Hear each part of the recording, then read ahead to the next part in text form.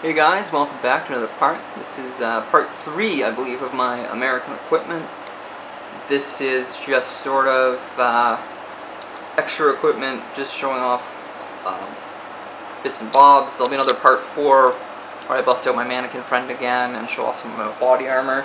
For anyone who hasn't watched other videos in this mini-series here, these are just quick equipment overviews for my buddy Danny, who is shooting a Vietnam short film, and just reference material for him, and let him know what sort of equipment he can borrow. Post things on YouTube as well, so you know, if you want more info, hit me up in the comments. Danny, send me a message. I'll give you more info on any pieces here. So let's go back in. Hopefully not trip over my camera power cable again. Just this one should be quick. Just pointing at a few things here. These are some artillery shoulder pads. They're worn with your head in the middle, and one of these on each shoulder. Find these around. You see, actually, they're actually marked left and right shoulder. See these types of things around bunkers and stuff. They were used just for hauling equipment. You might have to, if you had to move like a machine gun, you might throw one of these on. If you had to move, again, they're designed for mortar crews, so mortar shells, that sort of stuff. I have a couple extra Repro pistol belts and holsters. A mag pouch up there too. There's another. This belt's a really weird color, so potentially for like a background character or an extra. And these are the Thompson / grease gun. They're just 45 cal reproduction ammo pouches. Another canteen. Little World War II style first aid kit. My cat has decided to throw my lens cover on the ground since I've turned around. Okay, and my mouse too. Yeah, thanks, buddy.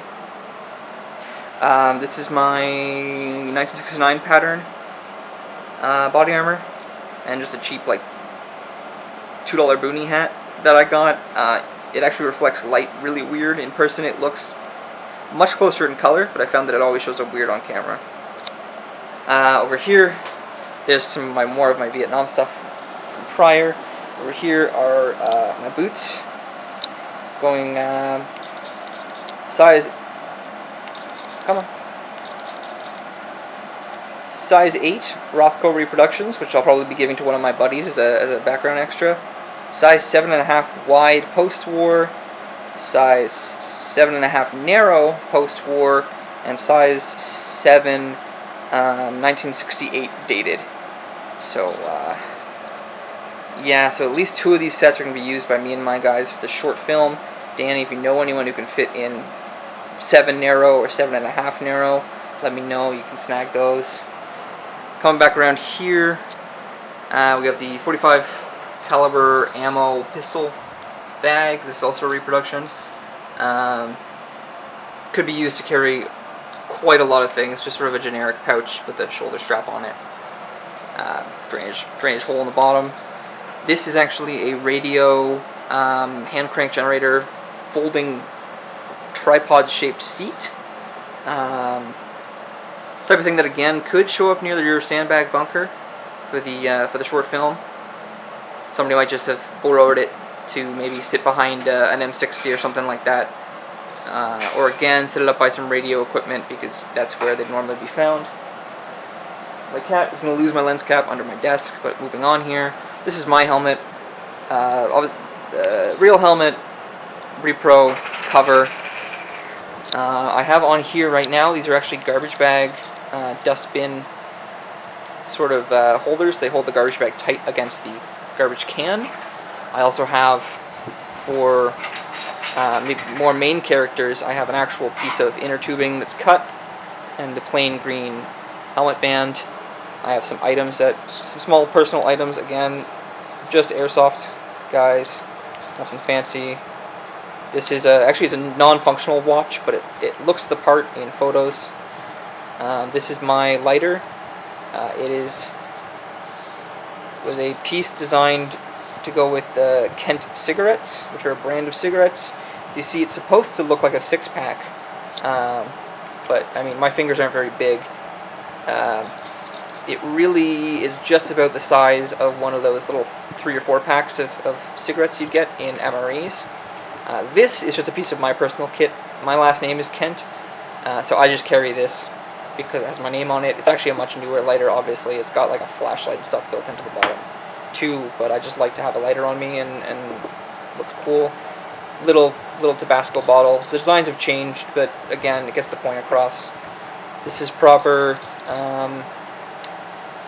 bore cleaner.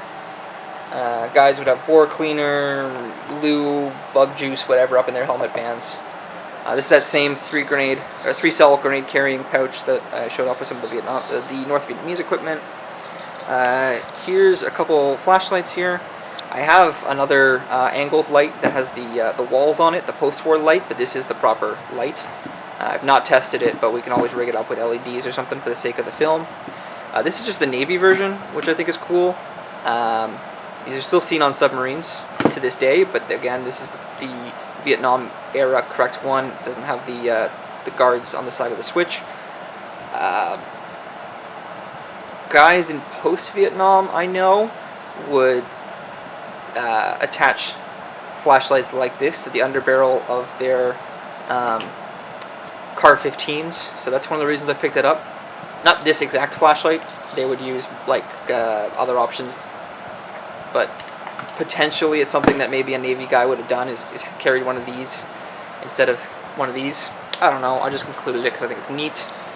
2-quart canteen because, you know, sometimes I like to carry extra water when I'm playing Airsoft. Binoculars in case here. I don't know the date on these binoculars, but old binoculars are all fairly generic and the same. Bright red case, probably not good for combat, but who knows, binoculars might be useful. Again, we're talking short film here, guys. Just anything that could be potentially useful. Real original period reclining rope. A couple different ideas of carabiners for it. It's also the rappelling rope for guys who parachuted and stuff. I have again just another pistol belt here, a slightly nicer one than the reproductions. This is a real one.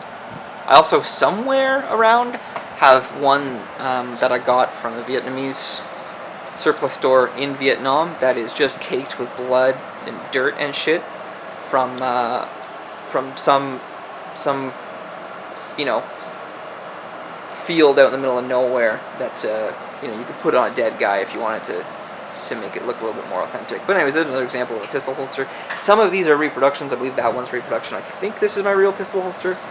Honestly, for, again, background characters is not going to matter.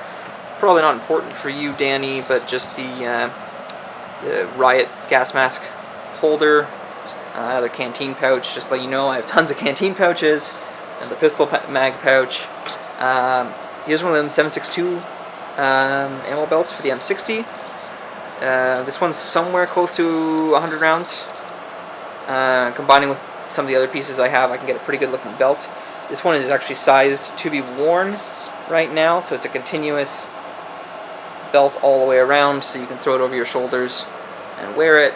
And then lastly, I forgot to feature it with the grenade launcher, but here is my inert grenade. I don't know what launcher this would be used with. It looks like it's supposed to be for linked launchers, potentially the Mark 18, the early belt-fed launcher, but it's just a cool piece to have if I bring out the grenade launcher, just to have nearby. So that's it for sort of extra equipment, just stuff that I didn't have anywhere else to put for video's sake. I think I'll do one more part with just whatever else I have laying around. But again, just more overview of my Vietnam era equipment.